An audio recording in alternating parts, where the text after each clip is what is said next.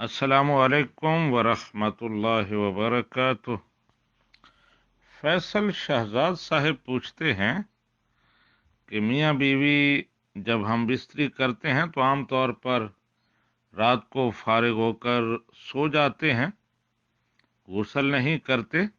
صبح جب نماز کے وقت اٹھتے ہیں تو غسل کرتے ہیں، کپڑے چینج کرتے ہیں اور نماز پڑھتے ہیں، تو کیا ایسا کرنا ٹھیک ہے؟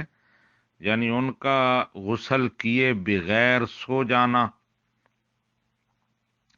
جی فیصل شہزاد صاحب، غسل کیے بغیر ان کا سو جانا یہ جائز ہے، اس کی اجازت ہے، لیکن نبی رحمت صلی اللہ علیہ وآلہ وسلم کا طریقہ اور سنت یہ ہے کہ اگر اس طرح کی کیفیت ہو اور بغیر غسل کیے سوئیں تو کم از کم وضو کر لیں۔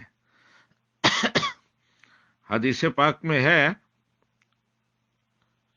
مسلم شریف میں بھی، بخاری شریف میں بھی یہ حدیث ہے، سیدہ عائشہ صدیقہ رضی اللہ تعالی عنہا روایت کرتی ہیں کہ نبی رحمت صلی اللہ علیہ وآلہ وسلم پر جب غسل واجب ہو جاتا تو آپ کھانے یا سونے کا ارادہ کرتے تو نماز والا وضو کر لیتے۔